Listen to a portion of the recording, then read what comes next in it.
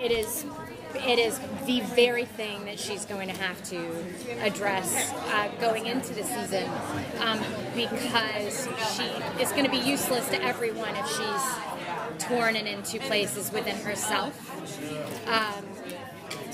I think that she came to terms with what she had done in that she realized she needed to accept her deeds and use them to help sort of fortify herself. Like, she needed to not accept them, like agree with them, but she needed to accept her ability to make such grave, as it were, mistakes, and find a way to let those things empower her. I think that there's something about light being a choice that she's figuring out. It doesn't, if it's default that she's good, she can't actually do as much good. If she's making a choice to be good, and she's coming at it in such an educated way as she now is, I think that she'll be able to then do more. If that makes sense. So it's something that we're addressing immediately.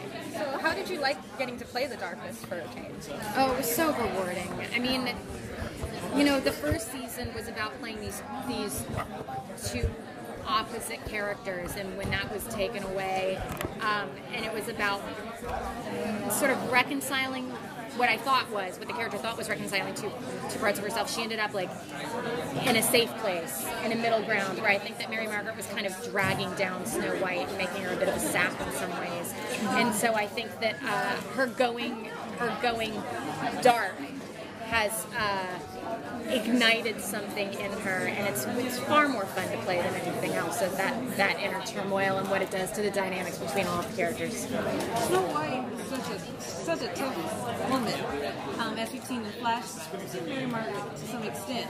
When they go to Neverland, is that the kind of place that Snow White would really like to stay a little bit longer and visit? Well, the rules of Neverland are going to be very different, I think.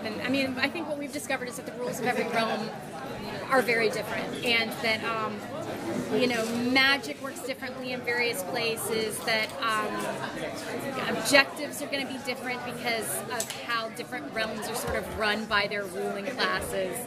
And I think that we're going to have to figure out what the rules of this world are before figuring out who we can be in this world. You're on a big ship now. Yes. Right? A lot of conflicting characters and a lot of conflicting ideas. Yes. Is that all going to just boil over? Totally. But we have a common goal, so we're going to have to figure out how to put our egos aside and work together. I mean, there's no way that we can, of course, get Henry if we're too busy, at each other's throats. And all the doting grandparents. Oh, yes. Oh, yes. So how does it feel to be a grandmother? I hope that that's something that we address, how it feels to be a grandmother, because really last season we only touched upon the fact, and I think it was like in the premiere episode, that we are grandparents, and we haven't had a chance to explore that relationship, that dynamic in any way.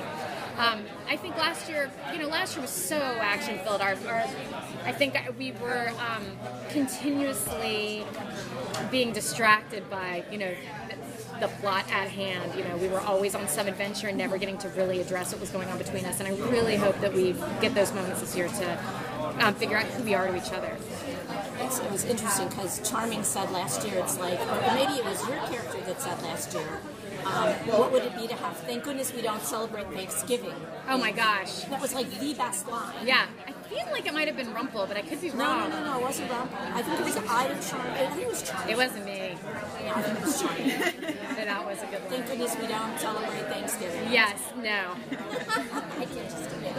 But now you are, because you're all together. Well, I don't know. Well, and that's the thing. It's like how much genuine celebrating can there be when everybody's so selfish? Thank you guys. Thank you guys.